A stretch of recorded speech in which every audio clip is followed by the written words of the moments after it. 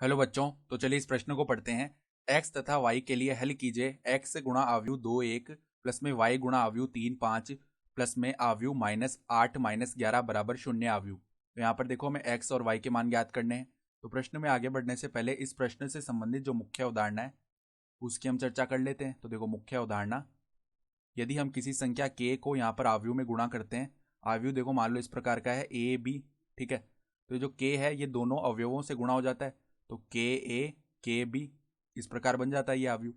तो यहाँ पर देखो पहले हम x को अंदर गुणा करते हैं, तो ये आव्यूह क्या बन जाएगा 2x, और यहाँ पर x आ जाएगा, ठीक है। प्लस में देखो y को अंदर गुणा कर दिया तो 3y, और यहाँ पर 5y बन गया, ठीक है।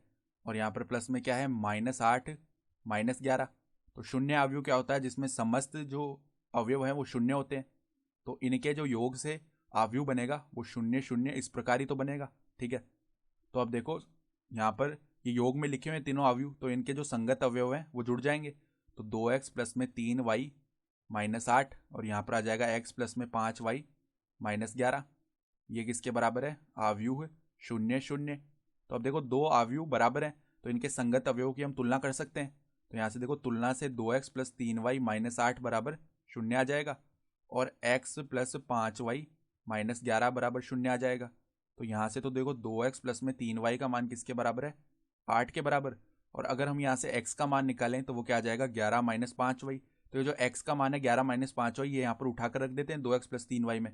तो देखो 2 गुणा में x का मान कितना है 11 -5y, तो 11 -5y, फिर देखो प्लस में 3y बराबर 8 है, तो प्लस में 3y बराबर में 8। तो देखो 2 को अंदर गुणा किया तो 22 -10y प्लस में 3y बराबर में 8, ठीक है। तो देखो 22 को उस तरफ भेजते हैं तो यहाँ पर माइनस का 7y बनेगा, ठीक है। और 8 माइनस कर देते हैं हम कितना 22 कर देते हैं, ठीक है। तो यहाँ पर कितना बन जाएगा -14। तो y का मान क्या आ जाएगा -14 बट्टा में -7 अर्थात 2 के बराबर। तो y का मान 2 आ गया।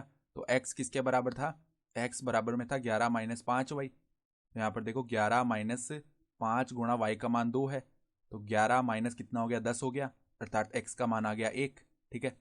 तो हम क्या देख पा रहे हैं कि y का जो मान है वो तो आ गया 2, और x का मान जो है वो किसके बराबर आ गया 1 के बराबर आ गया, ठीक है। और यही हमारे क्या हो जाएंगे उत्तर भी हो जाएंगे। तो आशा करता हूँ कि आपको ये प्रश्न समझ में आया होगा। धन्यवाद।